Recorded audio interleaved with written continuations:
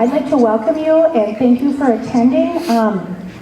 This is our third parent informational night that we've been doing with the Bismarck Public Schools in the last couple years.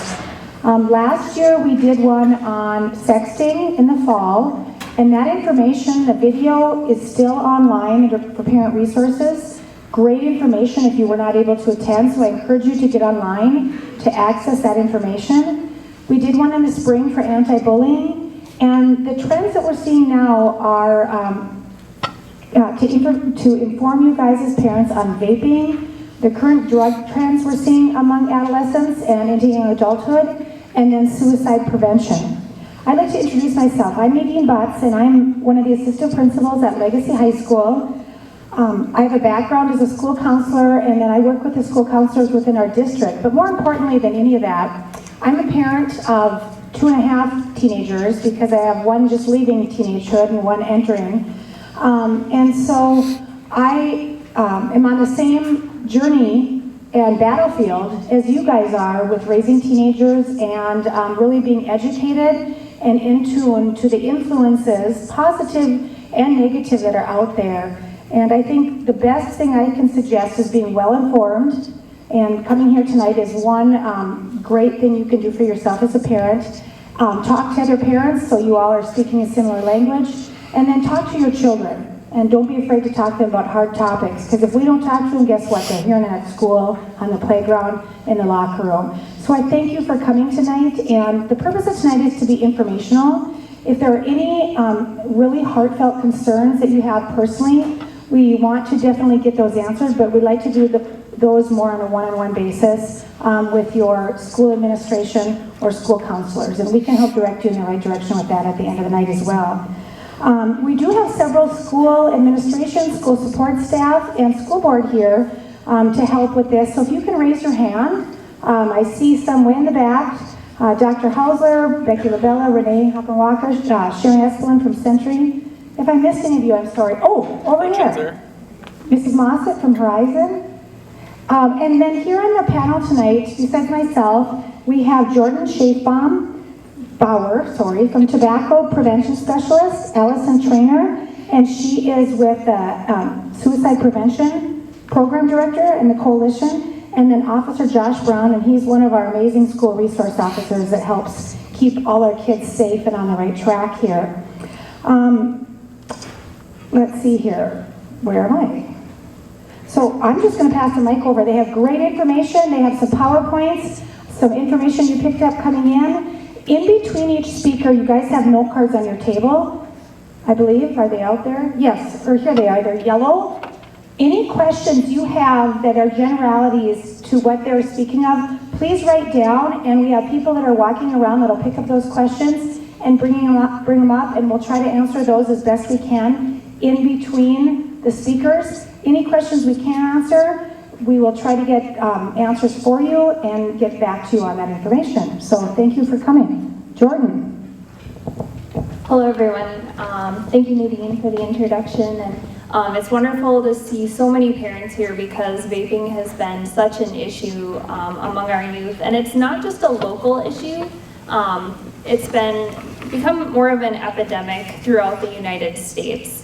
And so what I'm going to do is I'm going to show you the latest tobacco products that your youth are using, or that youth across the United States and especially here in North Dakota are using, because it's definitely not just your old pack of Marlboros that you might be used to having seen when you were a youth.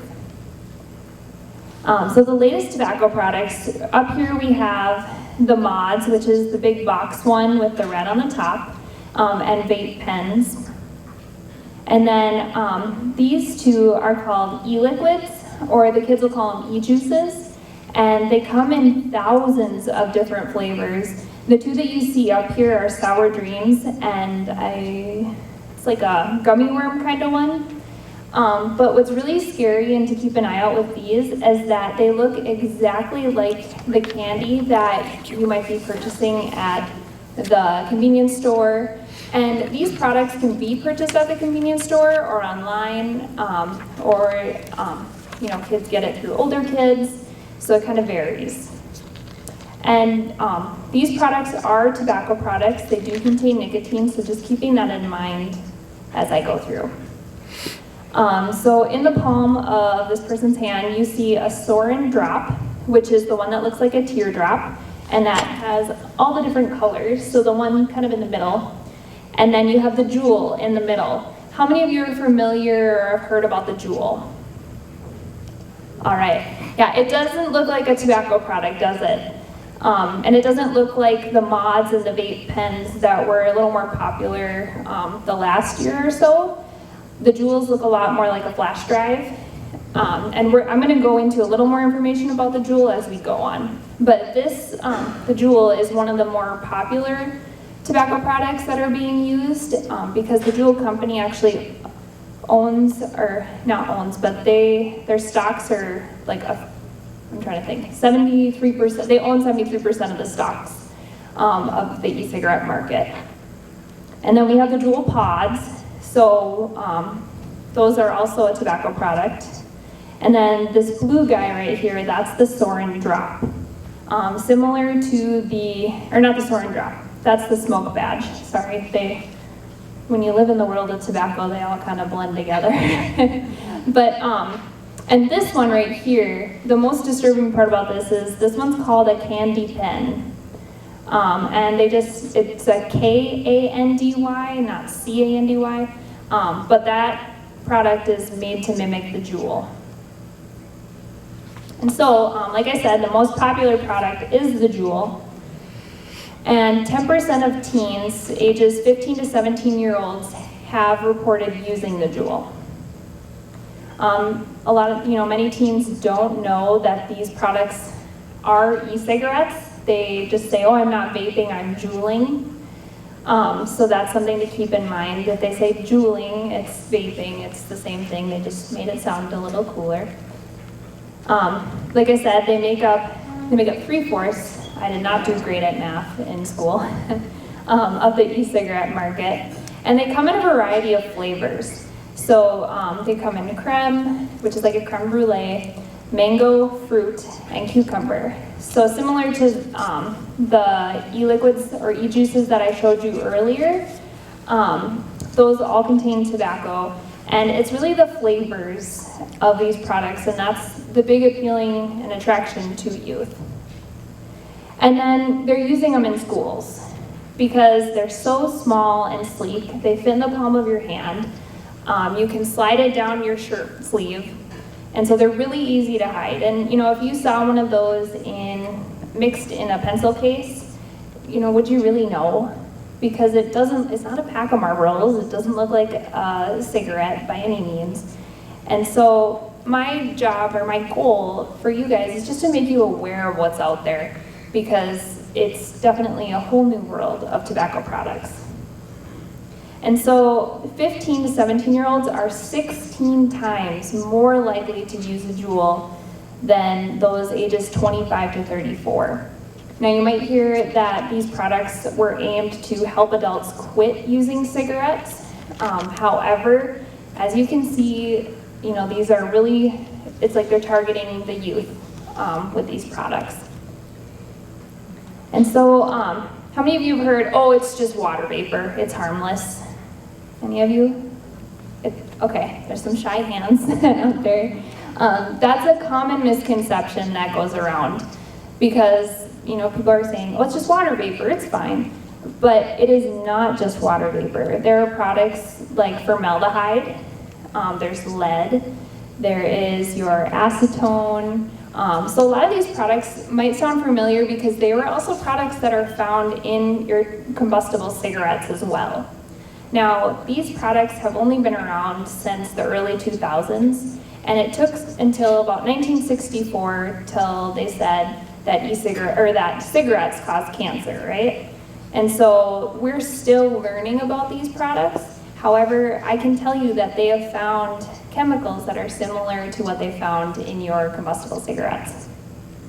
And so a lot of these different products, they have health effects of their own. And the flavorings in there, they're approved by the FDA to eat, but they are not approved by the FDA to be inhaled. So I just want to be very clear on that.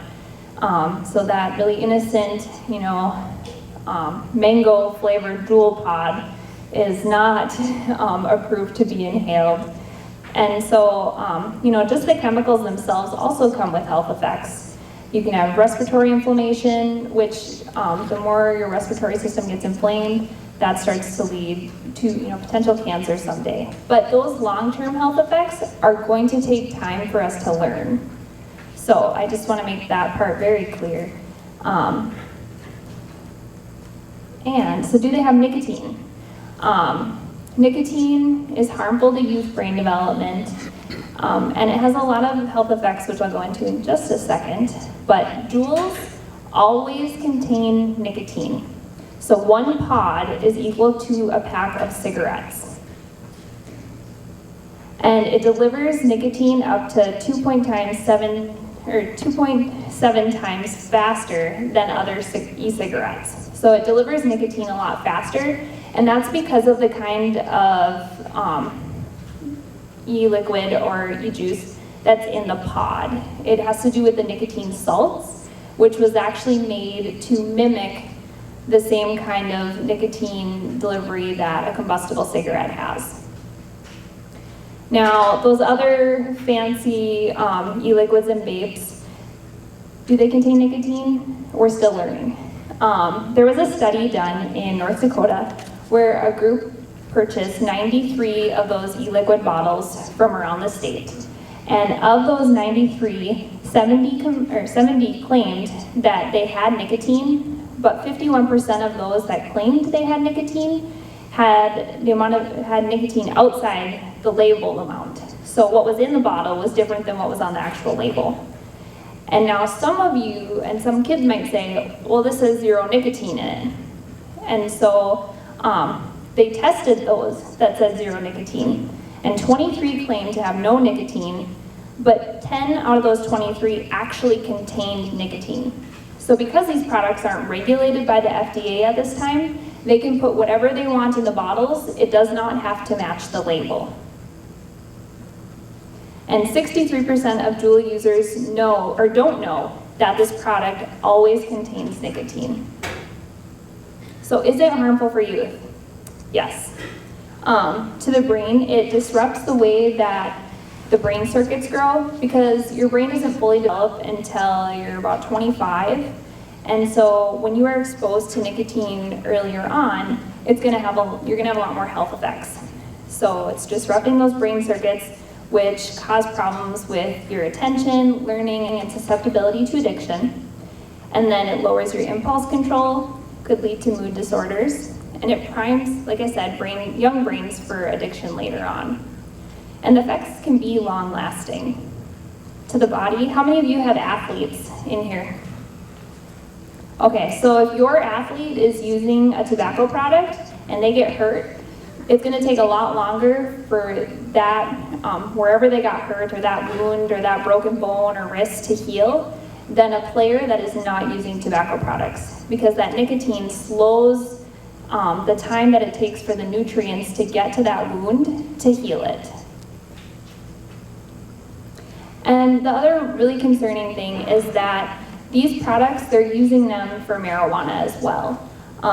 You can see some of the products look like the Juul that I have, that I showed you earlier. And then they also look like the mods. And so that's kind of, these products aren't just made to be used for the liquid nicotine or the pods, but they're figuring out how to use marijuana with them as well. And on your handouts, I do have a list of resources and things for you to check out. But our North Dakota rate, we're at 20.6% of youth who are using these e-cigarettes, and the national rate is at 13.2%. So it's a great deal higher than the national rate, so it's definitely a concern that we need to tackle as a community to make sure our youth don't have a lifelong addiction to nicotine. Thank you.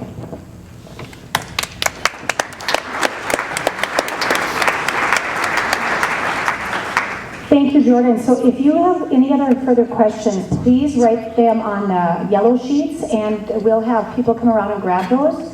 We're going to segue into Officer Brown's portion of the panel, And he's going to speak of the drug trends, and the reason he's next up on this is because, as Jordan mentioned, marijuana is being able to be filtered through a lot of these e-cigs. The thing with these e-cigs is they change the look of the gadget as fast as we learn about them. We had a student today that had something, a device on him, and it was nothing like any of those up there. It was something like I've never seen before.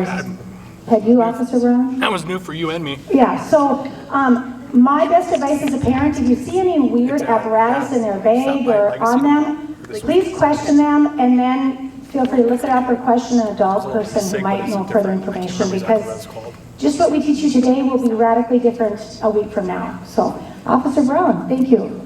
Thanks. Hey, can you pull up that picture of that mod?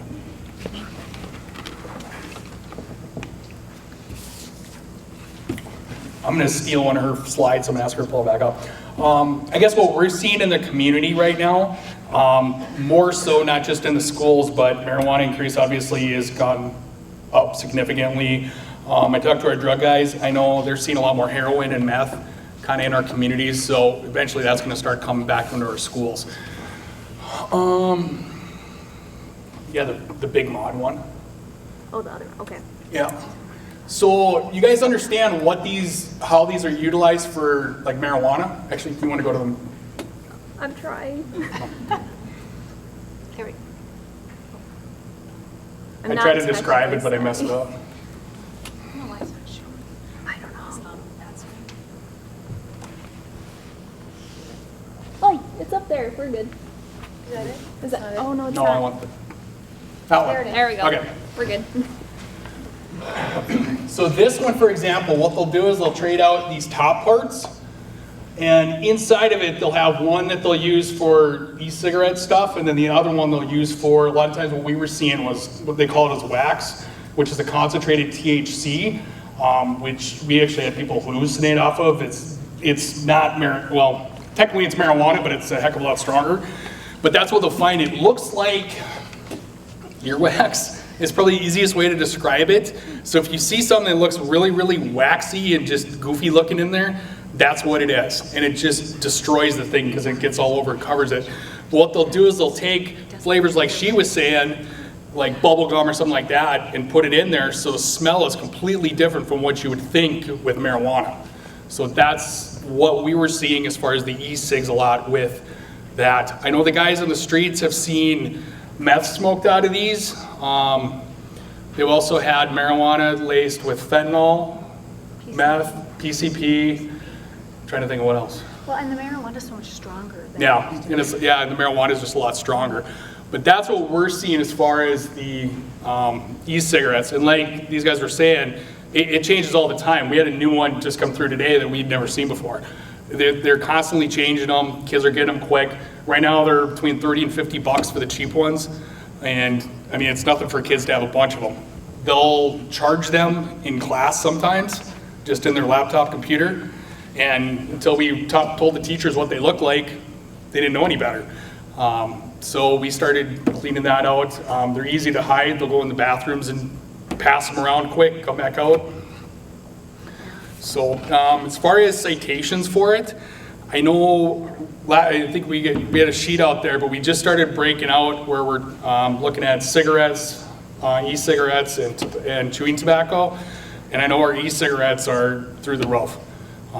We're seeing a way big impact or increase in that. And a lot of times the kids, they think they're healthy, they're better for them than cigarettes. The knowledge isn't quite there. We've been doing a lot of teaching this year on stuff like that, and usually we talk about the e-cigarettes, and the kids they just don't know. But I know a lot of studies I've seen too, and you guys have kind of educated us, is the potency and the strength compared to an e-cigarette, compared to a regular one, is like 2 to 3 times stronger. So you're getting that much more of a hit. So that's about it. Any questions?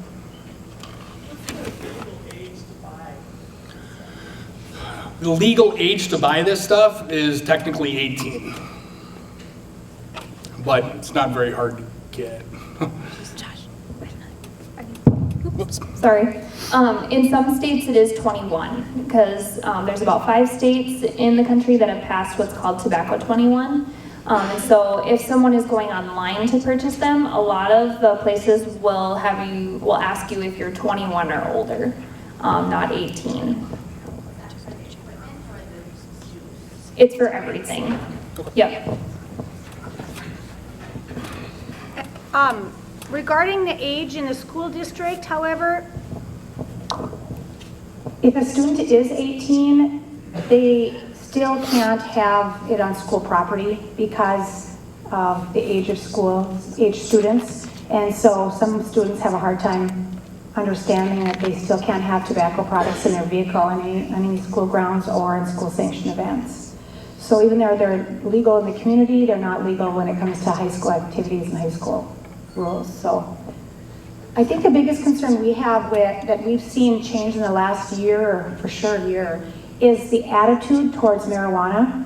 And what we're seeing nationally from states and then our neighbor to the north in Canada, it's just a much more nonchalant attitude about using marijuana, smoking or ingesting marijuana before school starts and coming to school, that type of thing. So anything you see as a parent that doesn't look quite right, and any other things, even from an edible, please reach out. And I hate to say don't trust your teenager, but don't always trust your teenager. We were all teenagers once too. And it's part of being a teenager is to experiment and try different things with their identity, but it's also part of being a teenager to try to get themselves out of trouble at all costs as well. So we discipline them because we care and love them, not because we're mad at them, and we have to just continue to reinforce that.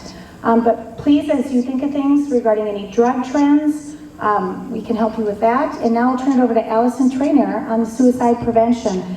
A couple of things with suicide prevention. A couple of years ago, every 2 years, North Dakota Department of Public Instruction does a youth risk behavior survey, and they randomly survey students throughout the whole state and in all our schools.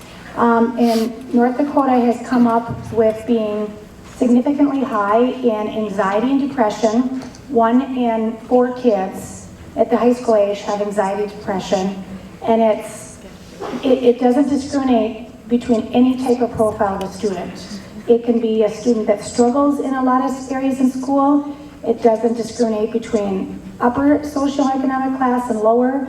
It can be your perfectionistic student who needs to get straight A's and awards on everything, that struggles with those mental health issues as well. 1 in 5 students through the survey in Bismarck have suicide ideation. And so that's 25%. So if we look at a classroom of 25 kids, 5 kids in there have struggled or have suicide ideation. And North Dakota is leading the nation in suicide rates, and that's something that we are passionate about turning around. And that's why information and talks like this and really being open about what's going on is going to really help us getting rid of the stigma on mental health, mental wellness. The Bismarck School District, along with the school board, is partnering to approve money for school-based mental health, starting with all kids on how to really equip them with having healthier social emotional learning components. The new federal education law out there that replaced No Child Left Behind is called Every Student Succeeds Act. That's ESSA is what it stands, is the acronym. And in that federal regulation, it's the first time in history that the federal government has put a strong emphasis on social emotional learning with students. And the Bismarck Public Schools has been on top of that by really starting to look at what does school-based mental health look like and social emotional well-being for all kids. So we're scratching the surface on that, and it's exciting to see what's going to come of that, but there's definitely need out there. So Allison, let's share with us. Thank you all for being here. I'm Allison Trainer. I'm the Suicide Prevention Director with the Department of Health, and I've been in that role for 3 years, and I've been a crisis worker for 10 years, working with suicide crisis, sexual and domestic violence as well. So this is my passion, and I We've already talked a little bit about what's going on in North Dakota, and I'm going to talk a little bit more about that. But first, I really want to say to all of you that if you have lost someone to suicide, just how sorry I am, and that this is something that we want to support you. I don't know why I'm not seeing this here, so I'm concerned. It's moving up on top. It is, yeah. It is, Yep. okay. So if your love and care was enough to keep your child or your loved one safe, they would be here today. No one thing causes suicide. It's always a mixture of complex factors. So I want to talk about the CDC report and start there. North Dakota's suicide rate has increased more rapidly than any other state in the country at 58%. And that's really why I'm here today talking to you, is because it's deeply troubling and we all need to get work together, because we know that if we use best practices, if we know the signs, if we communicate risk when we see it and ask directly about suicide, that we can prevent suicide. This graph shows North Dakota's suicide death rate compared to the national average. So you see it's much higher. This is all ages though, however, and this graph shows youth and boys and girls. As you see, boys are 3 times greater risk than females, and that's because they tend to use more lethal means in their attempts.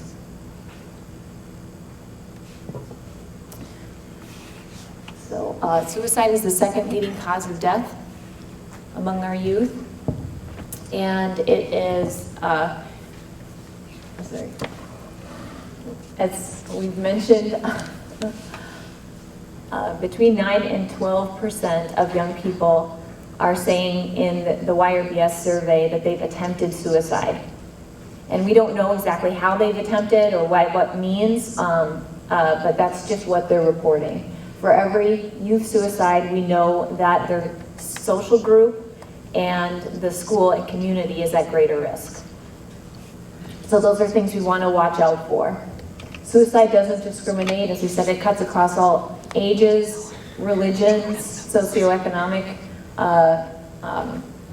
brackets, and it's just, we also know that it's very impulsive. In fact, 70% of folks that have attempted suicide and survived are saying that they decided to take their own life within 10 minutes of the act. And that's really scary.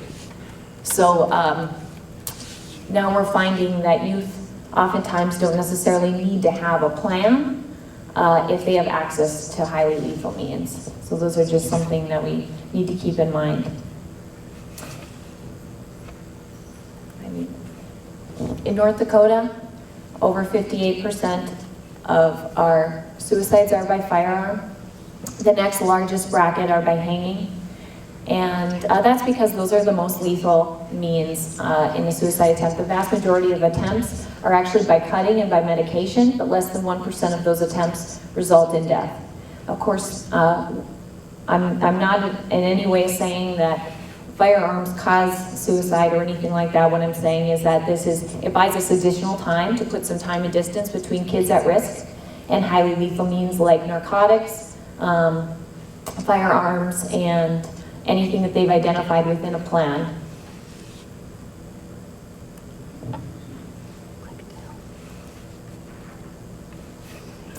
Another piece to be aware of is, is access to predatory applications. One of the things that we've seen is that there are a lot of predatory applications, and they're coming out very, it seems like every other month there's something new that I'm hearing about. But one that I wanted to make everyone aware of, if you've not already heard about this, is Blue Whale. Blue Whale is a predatory application that it looks like an online sort of friend network, and kids get invited to participate in challenges online through this application. They are encouraged by what appears to be peers. They're asked to participate in things like scavenger hunts, games, doorbell ditch, things like that, really harmless activities, and then they're supposed to post photos of themselves doing these things online, and then they get encouraged, likes, that kind of thing by their peers, or what they believe to be their peers. And but the problem is that these challenges continue to escalate until they're being challenged and encouraged to self-harm, until they're being challenged or encouraged to attempt suicide. So these are some things that we just want to be aware of. The names of these apps can change, and what I've heard from law enforcement is that they've actually been traced back to other countries. Folks are starting these in other countries for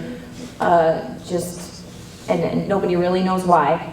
There's also applications that are very hard to trace who's sending what, and such as Kik, Whisper, Yik Yak, and WhatsApp is also hard to trace because it's not necessarily connected to a telephone number. So as far as bullying activity and anything that could be emotionally damaging could be really hard to trace with some of these applications. Some other things to be aware of is that there are material online and applications that you can find that explain soup to nuts how kids or adults can take their own life. There's a book called Exit Plan that's available online, and so we want to just be aware of that. If we see anyone searching that, if we see kids looking for information like that, that we really put the kibosh on that and maybe block some of those things if we have that capability. We've also heard some reports of choking games where kids are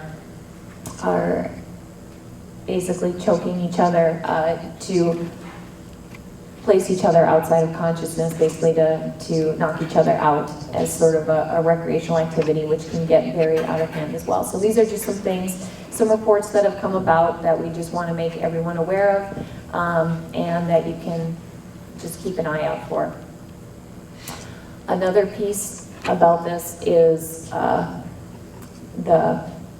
this is a screenshot of the Kik app, and what they're saying is that they're advertising to young people, saying that they're more private than normal text messaging because it's not always tied to a phone number. And then that's one of the reasons that teens like Kik, as it allows users to share messages over Wi-Fi without alerting their parents. So just something to be aware of, that we want to block these when we can. And don't assume that blocking is going to address all of these. We want to also limit and monitor social media use and internet use if possible.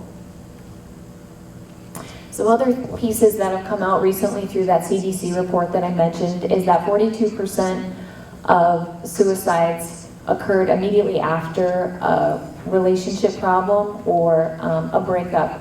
And again, suicide is always the result of multiple factors. These are just pieces of information to be aware of so that you know to initiate a conversation. If your youngster is going through a hard time because of a breakup or because of friendship trouble, sometimes with hormones and the emotional turmoil of being in middle school period, things can feel very escalated for kids, and they can feel really just highly emotional.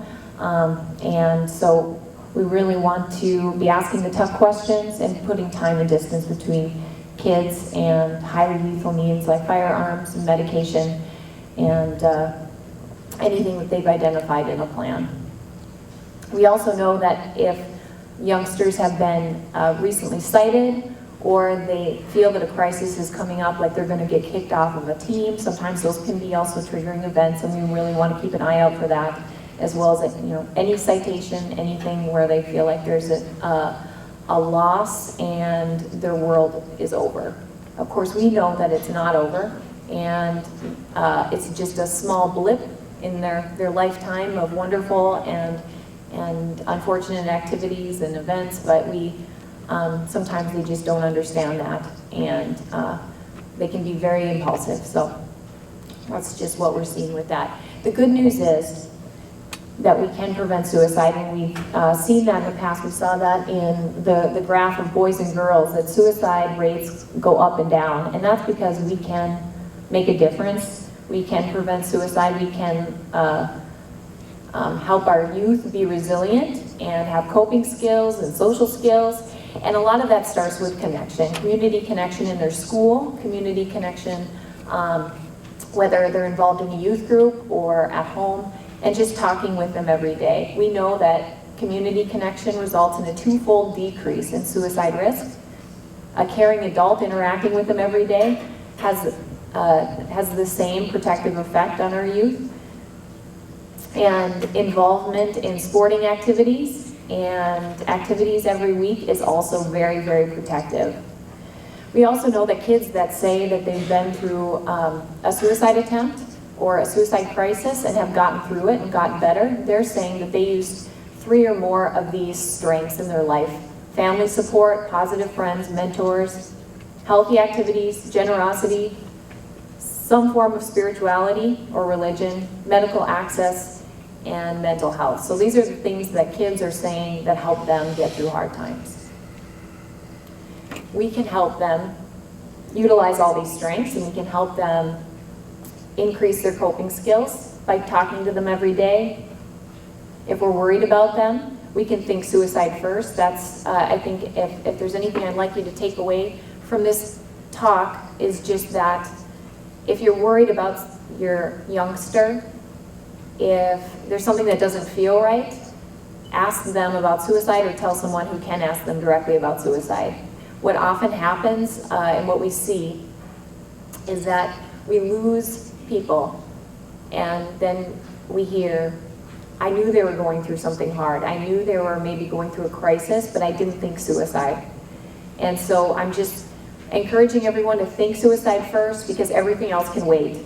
No matter what it is, even if it is drugs, even if it is an eating disorder, all of those things increase risk, and they're very important, but we should ask about suicide first, because can be very, very serious.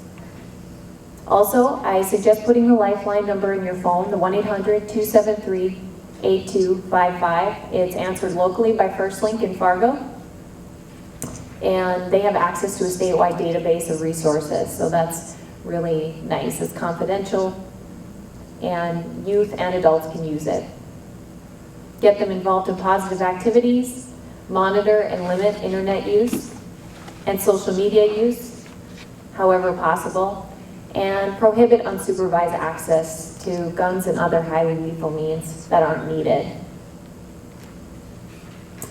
A few other things. People always ask, what do I do if my youngster is in crisis? And so just very quickly, I want to go through, ask directly about suicide, listen without judgment, tell them you care and want to help. Get an assessment. There's counselors at your school that are just waiting to help with situations like this, that care deeply about your youngster, but there's also the Human Service Center.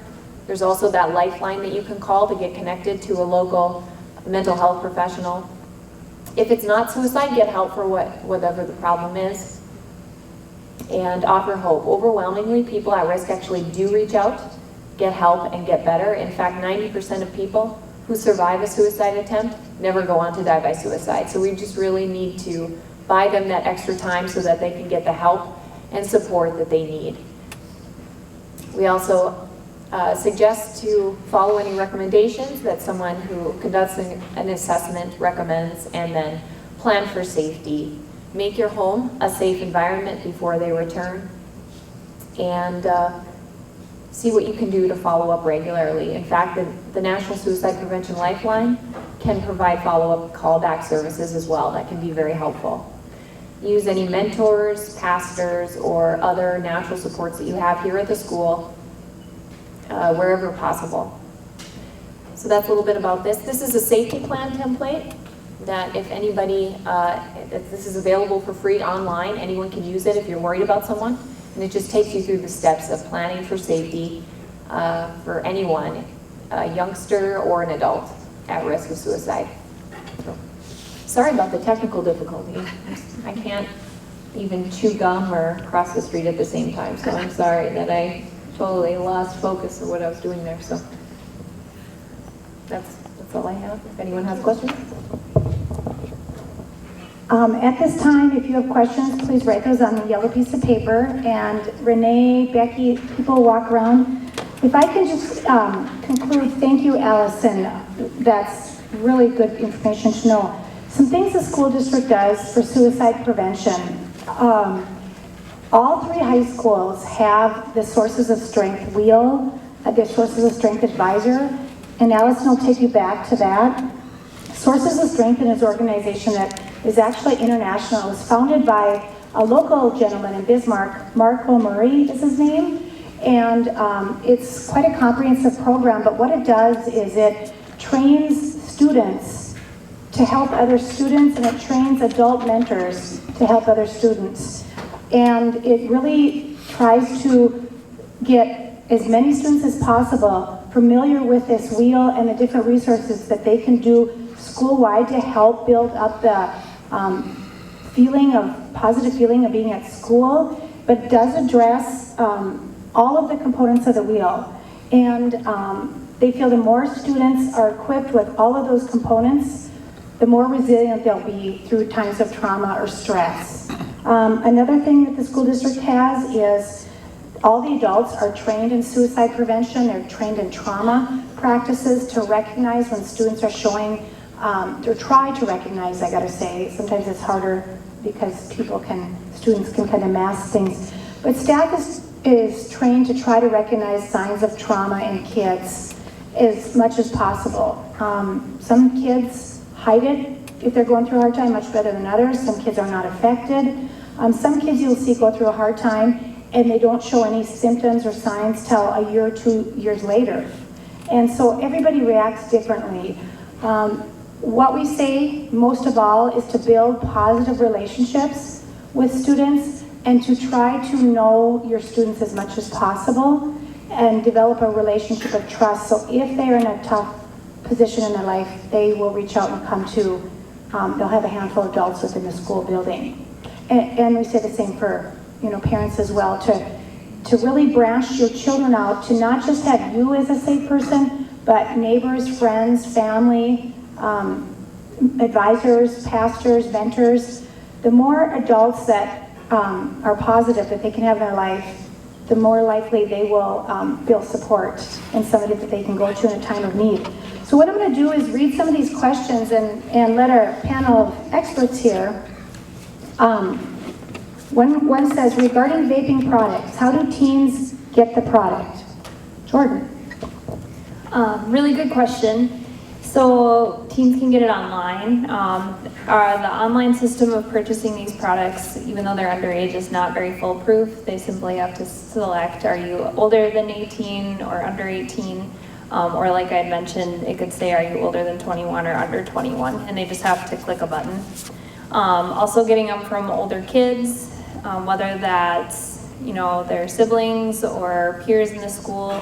We've learned that kids are selling some of the Juul products, and they mark up the price. And then especially when you have students that are 18 or older in the high school with students that are under 18, that's where they're getting them as well. And so siblings online, and then sometimes they might even be getting them from your convenience stores.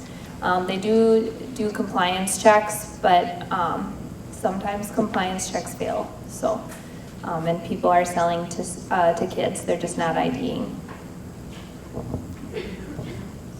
They got 18-year-old friends. Okay, let's see, vaping. Does it smell like the flavor that is in there, or is there a distinct smell? And also, if you'd walk in the bathroom at school, it was happening, would it smell? I'll let you answer that. It's tricky, and I don't have a very clear-cut answer because it does not smell like your traditional combustible cigarettes. It might smell fruity, it might smell like a pop, there's pop-flavored ones, so I can't always say it smells fruity, but it's really thick. Josh? I have a 5-year-old daughter, so this will make sense if you have daughters. I've gone into bathrooms and it smells like my 5-year-old daughter got a hold of her perfume and put it on. So it's extremely strong smell that just hits you, and it's just like a cloud of it in the middle of the room. Now, can you go back and say that is for sure e-cig? No. But like a cigarette where you could, but more than likely that's what it is. So the answer is yes and no.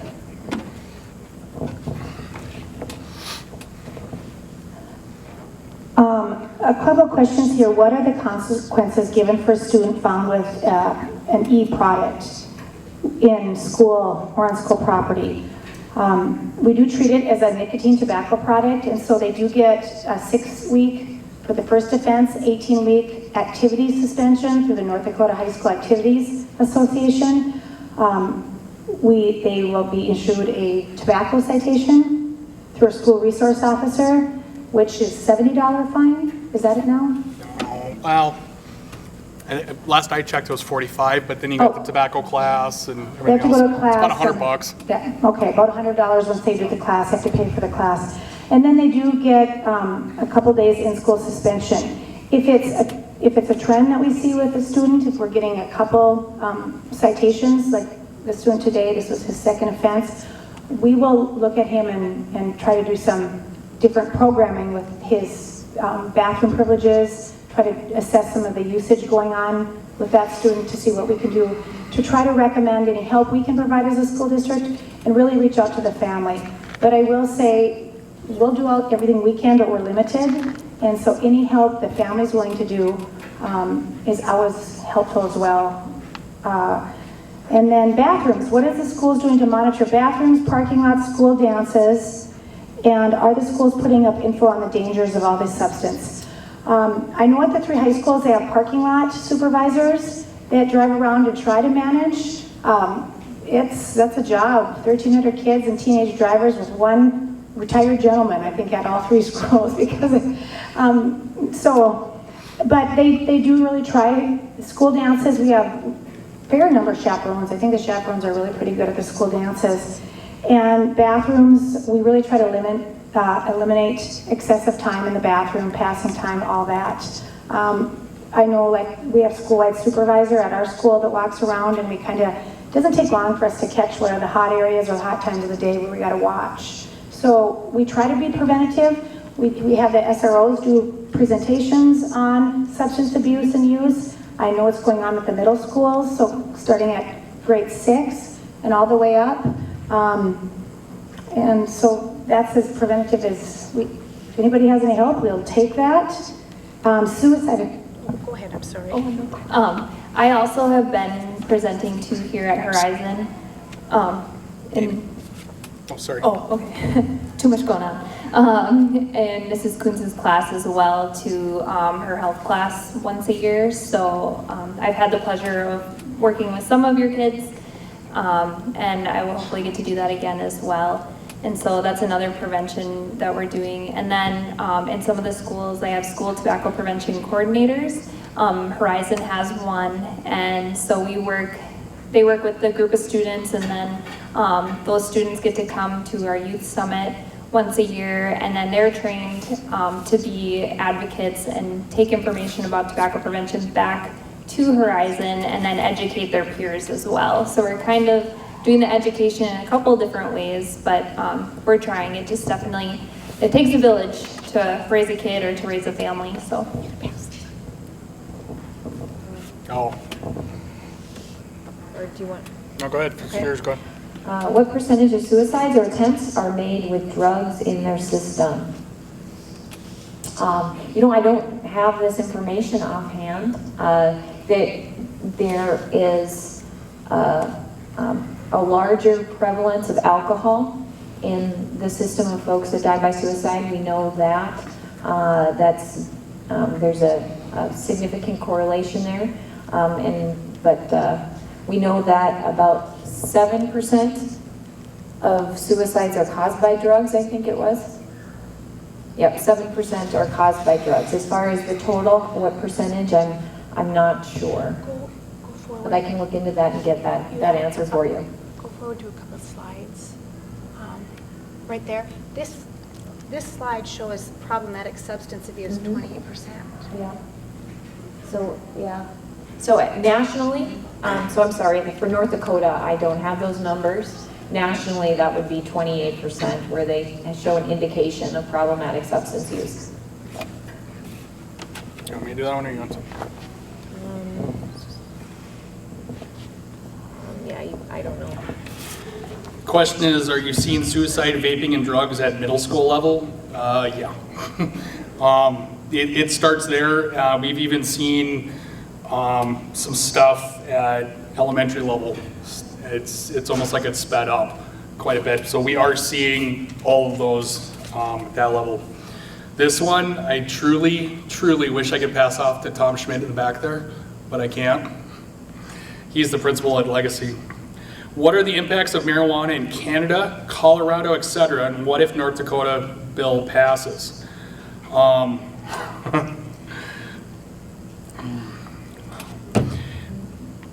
Yeah, I had some really, really good conversations just today with kids on this. I think if it passes, it's going to be bad. And I'll tell you why. Because Colorado, if you look at the motor vehicle deaths that have occurred since they legalized, they're through the roof. If you look at the mental health issues that they've had since it's passed, it's through the roof. If you look at the dependencies on opioids since it's passed, it's through the roof. There is a lot of bad stuff connected up to it. The other thing that I know will happen, and let's be honest, I wasn't always an angel. When I was in high school, it wasn't that difficult to get a hold of booze. Still not. It's still not. No, you still aren't an angel. Well, yeah. It's going to be a lot easier for our kids to get it in the schools, and we see a lot of that. And I think if you want to, I mean, there's pros and cons to marijuana. I'm not going to disagree with that, but at the end of the day, I've dealt with students who have enough mental issues due to their consumption of marijuana that they have to take medication to be able to make themselves feel joy because their body has been so tweaked by it, smoking marijuana. To me, not being a doctor, just a dumb cop, that says this is an issue and not a good thing for our kids' growing brains. And I think we're gonna have a lot of issues in our schools if it passes, but that's just my personal, unofficial, not Bismarck Police Department opinion, so. I guess I can just, regarding suicide, we have. I think it turned off. Wow, sure. Sorry, I didn't mean to do that. I think did the battery die? Probably. There you go. I don't know. I'm just haunted. Yeah, we have seen suicide in middle school. It's very, very troubling. We've seen an increase in the last 2 years across the state. So it's just something to watch out for.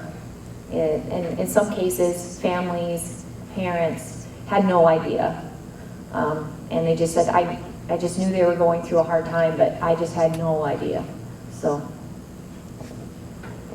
One thing to add to the question about marijuana is we had a speaker come in at our youth summit this year that was from California, and California recently had passed the recreational marijuana, and she said that there was no part that talked about the marketing, and so they were seeing billboards for marijuana show up right across the street from the schools.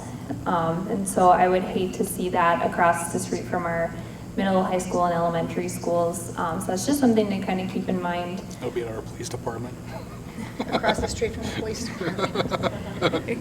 A couple questions here from the audience is, how can the school prevent students from having e-cigarettes at school? And how can we just really help with the students if we have a concern? This audience member talks about having a child that they questioned with vaping. If you have concerns with any substance use or abuse of your child, please call the school counselor, and we're there to partner.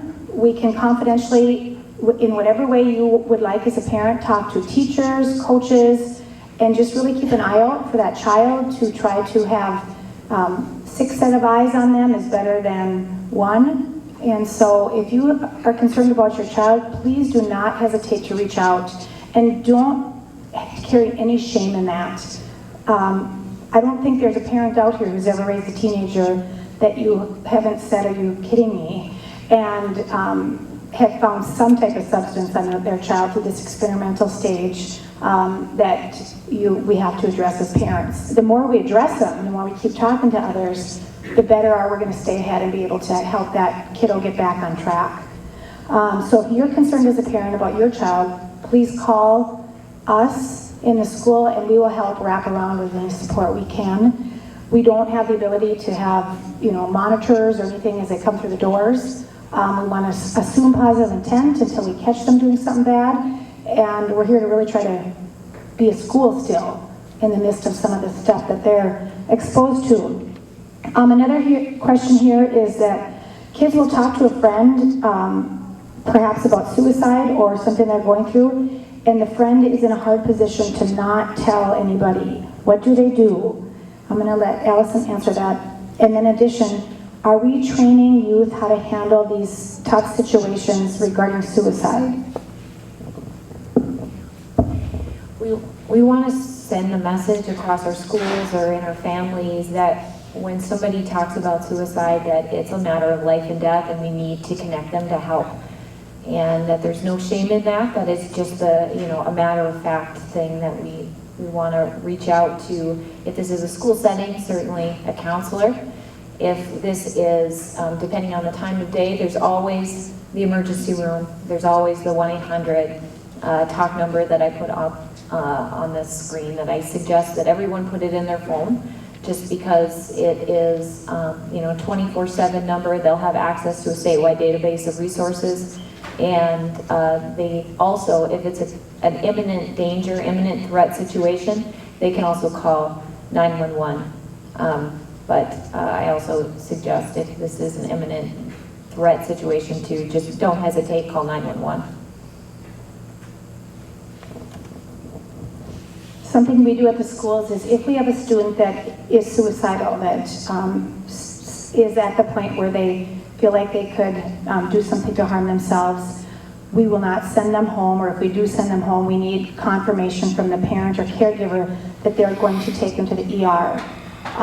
Or either that, or we have Officer Brown or one of our officers will transport a student to the ER. Once they're there, then the family, it's in your hands between the doctor and the family. But as a school district, if we have a student that is saying they are suicidal and they don't feel safe for themselves, we don't send them home without confirmation that either the parent or a school resource officer is going to take them to the ER. Just because we want to err on the side of caution for all kids and their well-being. Mental health counseling in the schools was stated as a focus by the legislation. How do we see that coming to fruition in Bismarck Public Schools? More programming, more one-to-one counseling. Like I mentioned right at the beginning, there is a school-based mental health task force that has been started district-wide, and on that task force is the superintendent, the elementary and secondary assistant superintendents, special ed coordinator.